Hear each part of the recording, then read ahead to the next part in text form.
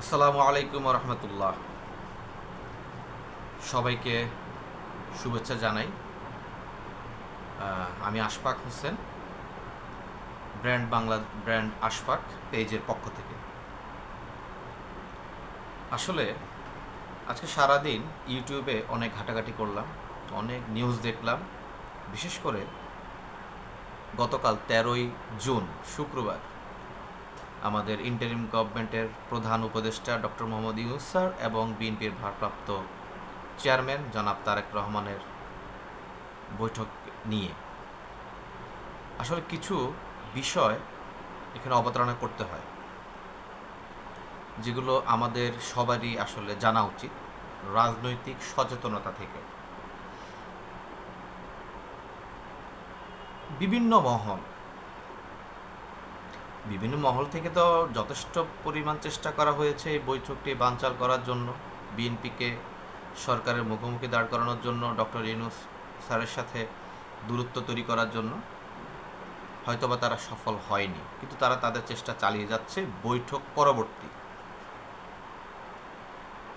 কেউ বলছে doctor Yunus sir জিতে গিয়েছেন, কেউ বলছে জনাব তারেক রহমান জিতে গিয়েছেন, কেউ বলছে ডক্টর ইউনূস স্যার হেরে গিয়েছেন, এই সরকার হেরে গিয়েছে, কেউ বলছে বিএনপি হেরে গিয়েছে, বিএনপি হাত পা বাঁধা, হ্যান ত্যান, বহু কথা, বহু আলাপ, বহু জল্পনা, বহু কল্পনা। আসলে এখানে কেউ কি জিতেছে না কেউ হেরেছে? আমার ব্যক্তিগত মতামত, এখানে কেউ জিতেনি কেউ হারেনি, কিন্তু জিতেছে বাংলাদেশের জনগণ, কারণ সবার আগেই বাংলাদেশ। তো অনেকেই বলার চেষ্টা করছেন সেটা জামায়াত ইসলামী এবং এনসিপি এবং কিছু অনলাইন বোদ্ধা, তারা তাদের এই বৈঠকটিকে নানাভাবে বিশ্লেষণের চেষ্টা করছেন। 1.5 ঘন্টার বৈঠক, চারটা চারটা মতো 4টা বিষয় আমরা জানতে পেরেছি বিবৃতিতে, বাকি বিষয় কেন জানতে পারলাম না। তো জামায়াতের আমির সাহেব, তিনিও তো ডক্টর ইউনূস স্যারের সাথে একান্ত বৈঠক করেছেন কয়েকবার, আমরা দেখেছি যমুনায় গিয়ে। তো সেই বৈঠকে কী কী আলোচনা হয়েছে, সে আলোচনাগুলো কি আমরা জানতে পেরেছি? এবার আসি যে কয়েকটি বিষয় নিয়ে আসলে আলোচনা সমালোচনা চলমান: নির্বাচনের তারিখ এবং বিচার ও সংস্কার বিষয়। এনসিপি থেকে বলা হচ্ছে, বিশেষ করে এনসিপির নাসিরউদ্দিন পাটোয়ারি, হাসনাত আবদুল্লাহ এবং সারওয়ার তুষার সহ কয়েকজন, তারা বলছে যে বিদেশে বসে কেন জাতীয় নির্বাচনের তারিখ ঘোষণা হবে, এক দলের কথা কেন শুনতে হবে? এতদিন যখন এনসিপির কথা শুনলো, বিএনপির কথা কি কেউ শুনেছে? এতদিন ধরে জামায়াতের কথা শুনলো, তখন কি কেউ কিছু বলেছেন? বলেননি। বিএনপি কিন্তু আকার ইঙ্গিতে জিনিসগুলো বুঝিয়েছিল, বাট আপনারা এই কথাগুলোকে গোনায় ধরেননি, পাত্তাই দেননি। তো আসলে পরবর্তীতে যেটা আমরা দেখলাম, বিবৃতিতে কি আসলো, তারেক রহমান সাহেব ডক্টর ইউনূস স্যারকে প্রস্তাব দিয়েছেন রমজানের পূর্বে, মানে মধ্য ফেব্রুয়ারিতে জাতীয় নির্বাচন অনুষ্ঠান করার বিষয়ে উনি প্রস্তাব দিয়েছেন। ডক্টর ইউনূস স্যার ওনার প্রস্তাবটি গ্রহণ করেছেন। গ্রহণ করার সাথে উনি কিছু বিষয় অবতারণা করেছেন। কি কি বিষয়? যেমন এনসিপি বলছে যে বিচার এবং সংস্কারের বিষয়ে কোনো সিদ্ধান্ত আসেনি জোরালোভাবে। অবশ্যই এসেছে। ডক্টর ইউনূস স্যার তারেক রহমানের প্রস্তাবের পাশাপাশি তিনিও প্রস্তাব করেছেন যে বিচার এবং সংস্কার একটি নির্দিষ্ট মানে পৌঁছানো গেলে উনি ফেব্রুয়ারিতে রমজানের আগের সপ্তাহে নির্বাচন করার ব্যাপারে মতামত দিয়েছেন। তাহলে এখানে কোথায় বিচার এবং সংস্কারকে প্রাধান্য দেওয়া হয়নি? বিরোধিতা কি শুধু বিরোধিতার জন্য, নাকি ভিন্ন কোনো উদ্দেশ্যে? এই বিষয়গুলো আমাদের জানতে হবে। অনেক অনলাইন বোদ্ধা ই নিয়ে বি নিয়ে বলার চেষ্টা করছেন বিএনপির হাত পা বাঁধা, বিএনপি পরাজয় বরণ করেছে, না, এখানে কেউ পরাজয় বরণ করেনি, বরং জিতেছে বাংলাদেশ, জিতেছি আমরা 18 কোটি মানুষ। তা কেউ মানুক আর না মানুক, আমি ব্যক্তিগতভাবে মানি। অন্যদের মতামত অন্যরা নিজেরা দিবেন, কারণ অন্যের মতামত আমি দিতে পারি না। কিন্তু গত 3 দিন, বিশেষ করে 11, 12 এবং 13 এবং আজকে 14, এই কয়েকদিনের বিভিন্ন অনলাইন বোদ্ধাদের তাদের বিশ্লেষণগুলো পর্যালোচনা করে এতটুকুতে বুঝলাম, বিশেষ করে জামায়াত ইসলামীর কথাটা সবার আগে চলে আসে। তাদের অনেকেই আছেন অনলাইনে বলার চেষ্টা করেছেন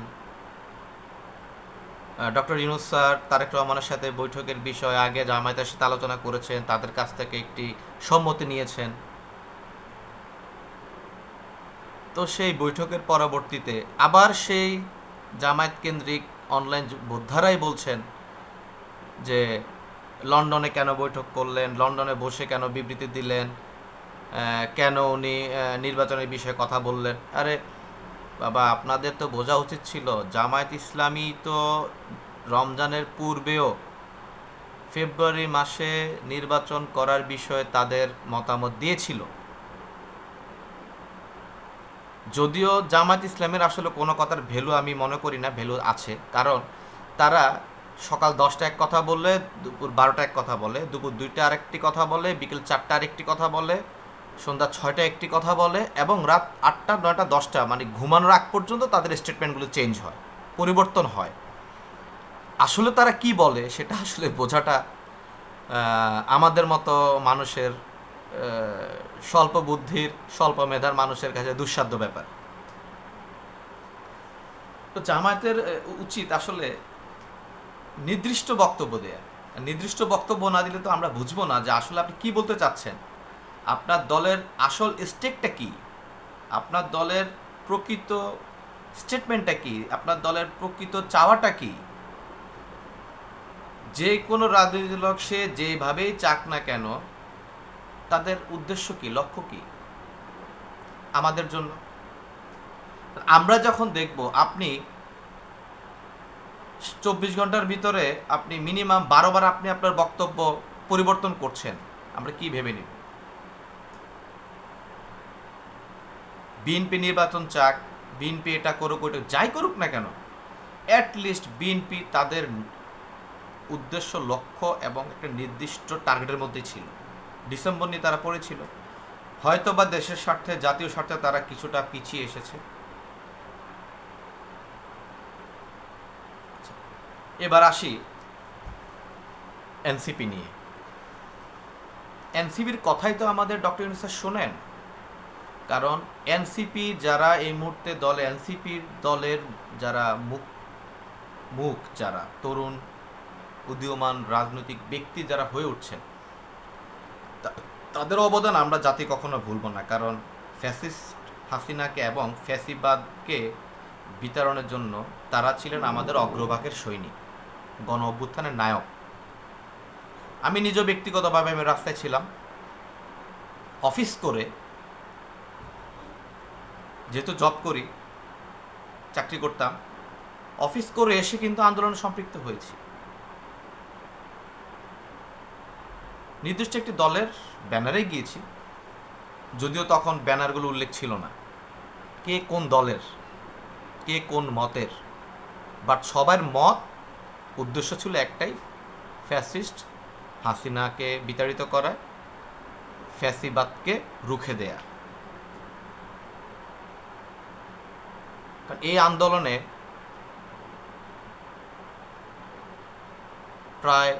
প্রায় 2000 মানুষ, ছাত্র, শিশু, মধ্যবয়সী, বয়স্ক, অনেক মানুষের মৃত্যু হয়েছে। প্রায় 30,000-এর কাছাকাছি মানুষ পঙ্গুত্ব বরণ করেছে, কারো চোখ হারিয়েছে, কারো হাত হারিয়েছে, কারো পা হারিয়েছে, কারো শরীরে অগণিত গুলি। সব কিছু মিলিয়ে আমরা কথা বলতে গেলে আমাদেরকে একটা নির্দিষ্ট জায়গায় থাকতে হবে। বারবার অবস্থান পরিবর্তন করা শুভ লক্ষণ নয়, বরং বারবার অবস্থান পরিবর্তন করার উদ্দেশ্য হচ্ছে আপনি গোপন কোনো কিছু চর্চা করছেন, এটাই বাস্তবতা। দিন শেষে এটাই বলবো, যে যাই বলুন, যে যাই আমরা বিশ্লেষণ করি না কেন, আমরা যে যাই বলি না কেন, সবার আগে বাংলাদেশের চিন্তাটাই আমাদের করতে হবে, রাষ্ট্রের চিন্তা করতে হবে, জনগণের চিন্তা করতে হবে, আমি ভালো থাকবো কিনা সেই চিন্তাটাই করতে হবে।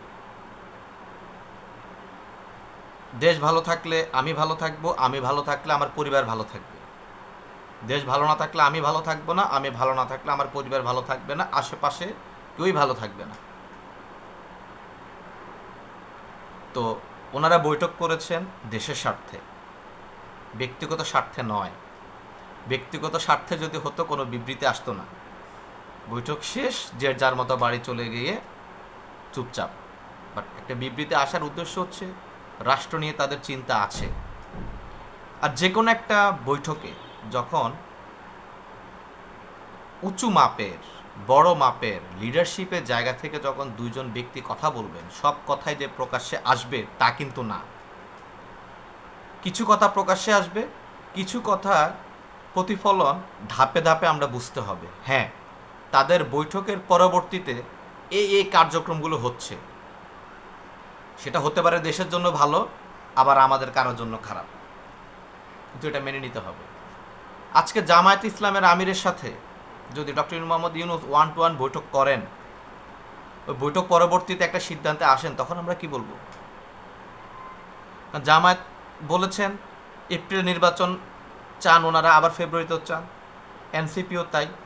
তো সেখানে ডক্টর মোহাম্মদ ইউনূস স্যার ওনার জাতির উদ্দেশ্যে ভাষণে এপ্রিলের কথা বলেছেন। এখানে পক্ষপাতমূলক নয়, হতে পারে সেটা দেশের জন্য ভালো। আমাদেরকে দেখতে হবে বৈঠক পরবর্তী ওনাদের কার্যক্রমগুলো। যেহেতু প্রতিবেশী দেশ, আমরা প্রতিবেশী বলি সেটা নামে, সে ভারত, তারা তো প্রতিনিয়ত চেষ্টা করেই যাচ্ছে। আজকে এনসিপি, বিএনপি, জামাত, তাদের ভিতরে মন কষাকষি, দলাদলি, তাদের কারোর সাথে কথার কোনো মিল থাকবে না, কারোর সাথে তারা কারো কথায় কেউ সহমত পোষণ করবেন না, রাজনৈতিক পরিস্থিতি খারাপ হবে। সেক্ষেত্রে লাভটা কার হবে? আমার হবে? আপনার হবে? জামায়াতের হবে? বিএনপির হবে? এনসিপির হবে? হবে না। লাভটা হবে কার? ভারতের। তারা চায়, মানে আমরা যখন ভালো থাকার চেষ্টা করি, তারা তখন সেখানে একটু পিন দিয়ে দেয়। এই পিনটা দেওয়ার উদ্দেশ্য কি? ওই পিন নিয়ে এবার আমরা কামড়াকামড়ি করি, মারামারি করি, এই পিন কার পক্ষে, কার হয়ে এই পিনটা দিল ভারত, অমুকের হয়ে দিল, তমুকের হয়ে দিল, আমরা তর্ক করতে থাকি। ভারত কিন্তু তখন কিন্তু হাততালি দিচ্ছে, শেখ হাসিনা ভারতে বসে হাততালিটাই দিচ্ছে যে আমি একটু খোঁচা দিয়ে দিলাম, তারা অস্থিতিশীল। দ্যাট মিনস আমাদের বাংলাদেশের রাজনৈতিক পরিস্থিতি তারা অস্থিতিশীল করতে চায়। ধরে নিলাম আজকে বিএনপি রাজপথে নামলো এপ্রিলের নির্বাচনের বিরুদ্ধে, তারা ডিসেম্বরের নির্বাচন চায়। আপনাকে মনে হয় পরিণতি ভালোর দিকে যাবে, পরিস্থিতি ভালো থাকবে? যেহেতু এই মুহূর্তে সবচেয়ে বড় রাজনৈতিক দল, তারা মুহূর্তের ভিতরেই 20-50 লাখ লোক ঢাকা শহরে এনে যদি একটা অবস্থান নেয়, তখন আপনি কি করবেন? ঠেকাবেন কি দিয়ে? সেটাও বিএনপির ভিতর থেকে একটা চেষ্টা ছিল তারা এই জিনিসটাকে এড়িয়ে যেতে। দেশের স্বার্থে, জনগণের স্বার্থে তারা চেয়েছে আমরা এই অবস্থানে যাব না। যার কারণে সর্বশেষ মুহূর্তে জনগণের চিন্তা করে, জনগণের স্বার্থে, জনগণকে ভালো রাখার জন্যই কিন্তু আমাদের আপসীন নেত্রী, সকল বাংলাদেশের জন্য আপসীন নেত্রী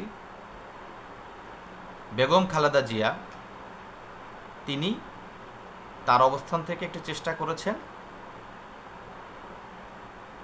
যেন বিএনপির সাথে, বর্তমান সরকারের সাথে দূরত্বটা কমে আসে, রাজনৈতিক পরিবেশটা যেন অস্থিতিশীল পর্যায়ে না গিয়ে স্থিতিশীল থাকে, একটি সুন্দর নির্বাচন হয়।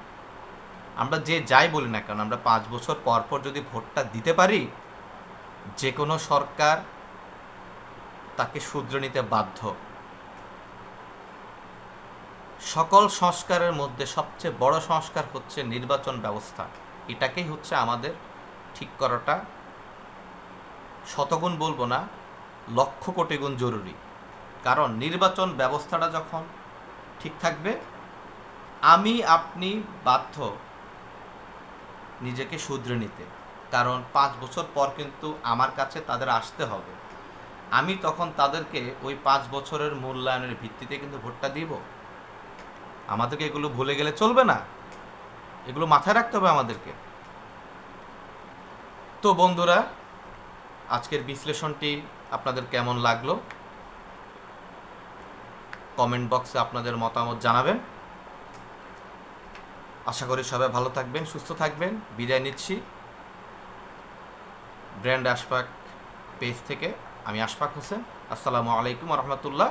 সবাইকে ধন্যবাদ জানিয়ে আমি আমার আজকের ভিডিওটি এখানে শেষ করছি।